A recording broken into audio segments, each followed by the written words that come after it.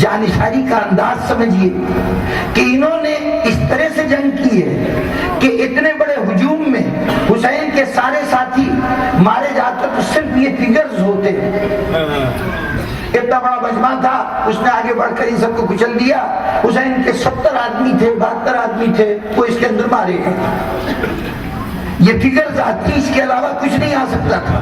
لیکن حسین نے کہا نہیں, اس طرح مرنا ہمیں قبول نہیں ہے. پتہ تو چلے کہ کردار کی پتہ کیا ہوتی ہے اور طاقت کی پتہ کیا ہوتی ہے. تم طاقتوں کے غلام ہو, یہ کردار کے غلام بن کے آئے ہیں, کردار سے متاثر ہو کے آئے ہیں. تو اب اس کا نتیجہ کیا ہوگا کہ یہ جب میدان جنگ میں جائیں گے تو ان میں سے, چونکہ کردار سے متاثر ہو کے آئے ہیں نا, کردار لے کے آیا ہے, دنیا کچھ کر لے ان کا کردار چھپنے نہیں پائے گا. مجمع میں کچلے جاتے تو ان کی شخصیت تو سامنے نہ آتی نا. لیکن حسین نے کہا میں اپنے ایک ایک کردار کو اتنا نمایاں کروں گا کہ تم اس کی پوری شخصیت کو دیکھ لو گے یہ کیسا تھا. ارے جس حسین نے 6 مہینے کے بچے کی شخصیت بنا دی, بھئی بچے کی کیا پرسنالٹی ہو سکتی ہے, لیکن کیا آپ کو علی اصغر کا کردار پوری طرح بھرپور کردار نظر کیا؟ اس حسین کے ساتھیوں کا کیا کہنا. اجازت ہو تو کچھ صفحے تاریخ کے ذرا تیزی سے آپ حضرات کے سامنے گوش گزار کر دوں, چونکہ بہت کم مدت ہوتی ہے حسین کے ان ساتھیوں کے ذکر کرنے کی. ایام اعزاء میں یہی 2-3 دن ہوتے ہیں کہ جس میں ہم ان کے اصحاب کا ذکر کرتے ہیں. اتنے غیر معمولی افراد ہیں, اتنے غیر معمولی کردار ہیں. ایک شخصیت تھے جناب بریر ابن خزیر حمدانی, بزرگ آدمی تھے, قاری قرآن تھے, کوفے کے اندر قرآن کا درس دیا کرتے تھے. سید القرآ یعنی جو قاری حضرات ہوتے ہیں اس جماعت کے سردار کہلاتے تھے. یہ کربلا میں حسین کا ساتھ دینے آئے ہیں. اب ظاہر ہے کہ جو قرآن کا استاد ہے, قرآن کا قاری ہے, تو وہ عام طور پر اس کی زندگی میں سنجیدگی ہوگی, متانت ہوگی, وہ عام لوگوں کی طرح ہنسی مذاق لگاتا ہوا نظر نہیں آئے گا. ان کی بھی شخصیت اسی قسم کی تھی. استاد ہونے میں ویسے بھی سنجیدگی آ جاتی ہے, تو ان کی شخصیت بہت سنجیدہ اور متین شخصیت تھی. ایک امام کے ساتھی تھے عبد الرحمن ابن ربیع انصاری, یہ کھڑے ہوئے تھے کسی بات پر, جناب بریر حمدانی نے قہقہا مار کے یہ ہنسے. تو اس پہ عبد الرحمن نے کہا کہ بریر, اگر کوئی مجھ سے پوچھتا کہ یہاں کا سنجیدہ ترین آدمی کون ہے تو میں تمہارا نام لیتا. میں نے آج تک تمہارے چہروں پر ہلکی سی مسکراہٹ سے زیادہ بڑھ کر قہقہا نہیں دیکھا.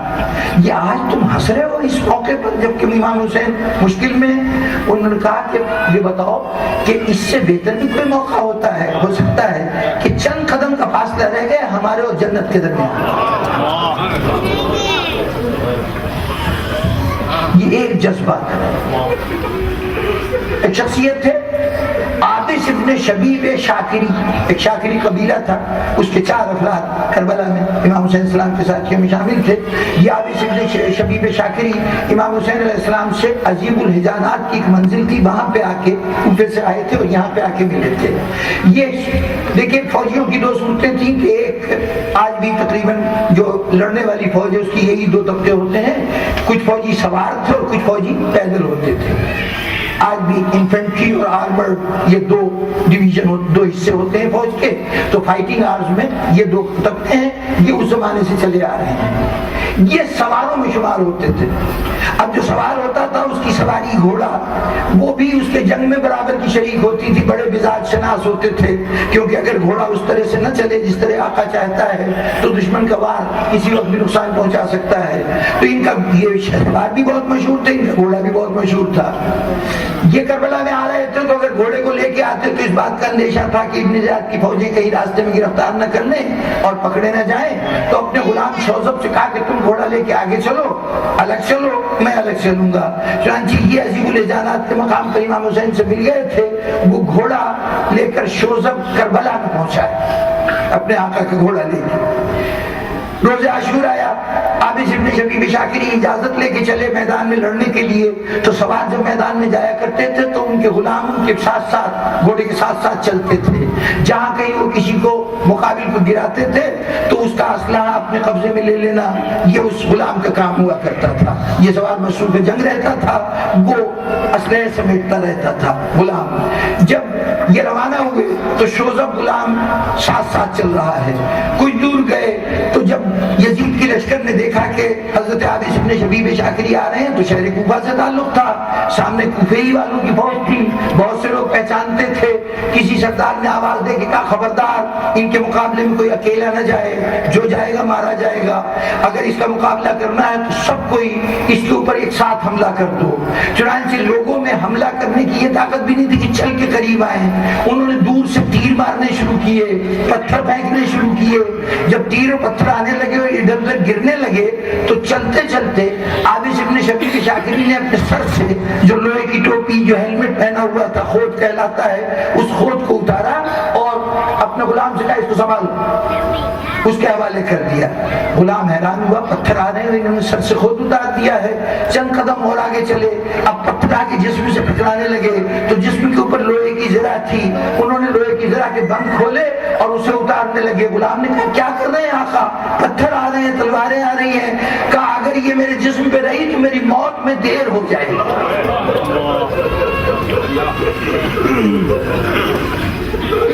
امام کے ایک صحابی تھے سوید ابن عمر ابن مطاع، یہ پیدل آدمیوں میں سے تھے، پیدل جنگ کرنے والے، میدان میں گئے، جہاد کیا، بہت زخمی ہوئے، زخمی ہو کے گر پڑے۔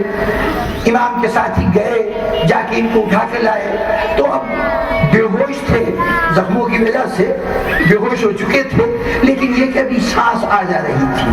اب کیا کیا جا سکتا تھا؟ اٹھایا گیا، لے جا کے گنج شہیدہ میں رکھ دیا گیا، جہاں اور شہداء کی لاشیں تھیں وہاں رکھ دیا گیا۔ وقت گزرتا گیا، حتیٰ کہ حسین شہید ہو گئے۔ حسین شہید ہوئے تو اب آواز بلند ہوئی قد قتل الحسین بکربلا، حسین کربلا میں مارے گئے۔ خوشی کے شادیانے بجنے لگے، اعلان ہونے لگا فتح ہو گئی، حسین مارے گئے۔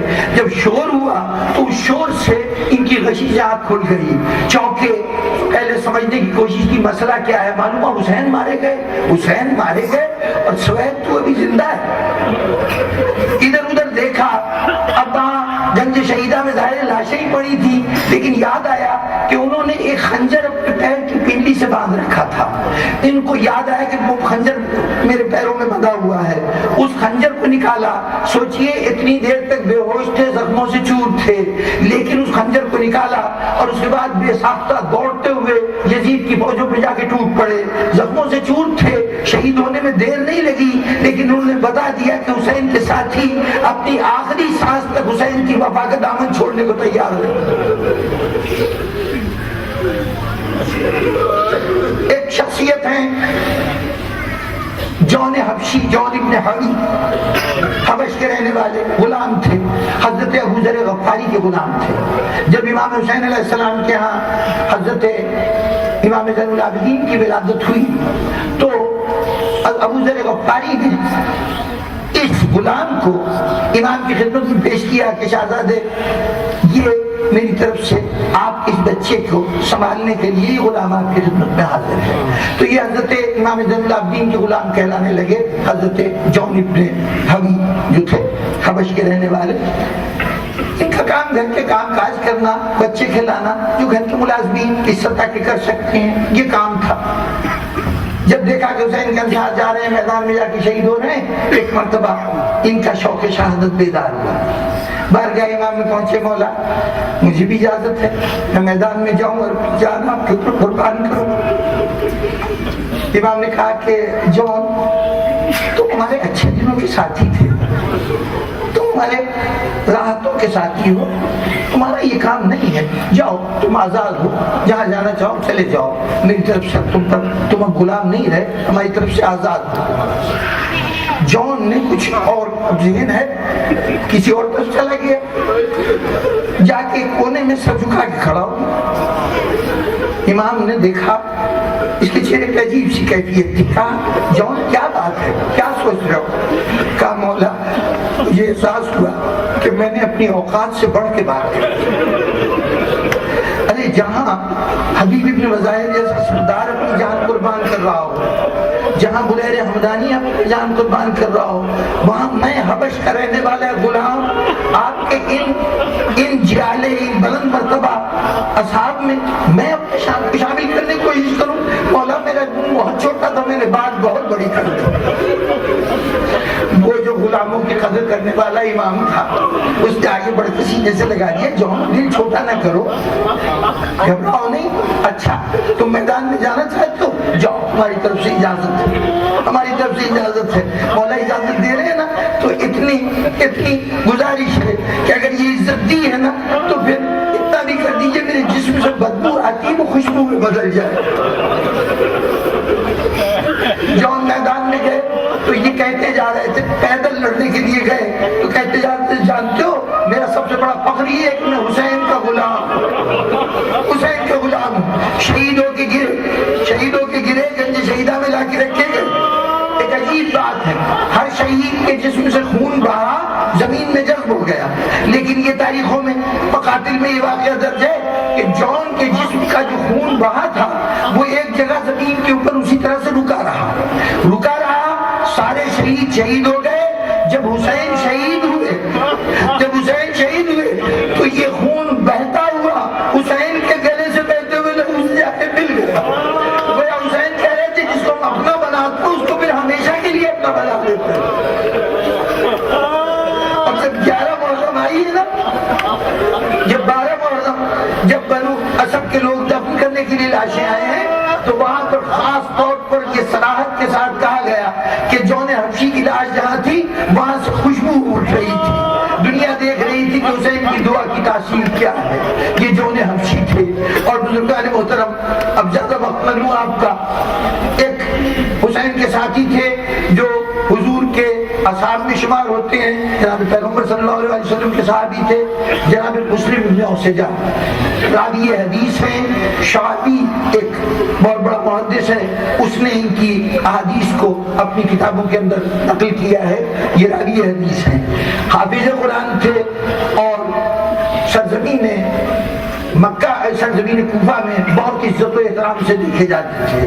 حبیب بن مظاہر کے دوستوں میں تھے جناب مسلم بن اوسجہ، جناب رسالت مآب کے بھی ساتھی رہے ہیں، حضرت علی کے بھی ساتھی رہے ہیں، امام حسن کے ساتھ بھی ان کے تعلقات تھے۔ اور اس کے بعد جب امام حسین کربلا آئے تو یہ بوڑھے ہو چکے تھے، لیکن خاص طور پر امام کی خدمت میں حاضر ہوئے۔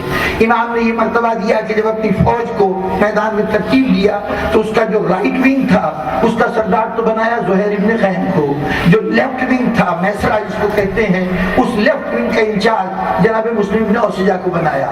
اب ایک مرحلہ آیا، عمر ابن حجاج زبیدی یزید کی فوج کا ایک سردار تھا جسے 7 محرم سے دریا کے اوپر تعینات کیا گیا تھا، لیکن 10 محرم کو جب جنگ شروع ہوئی تو اس کو ابن زیاد کی فوجوں میں رائٹ ونگ کا انچارج بنایا گیا۔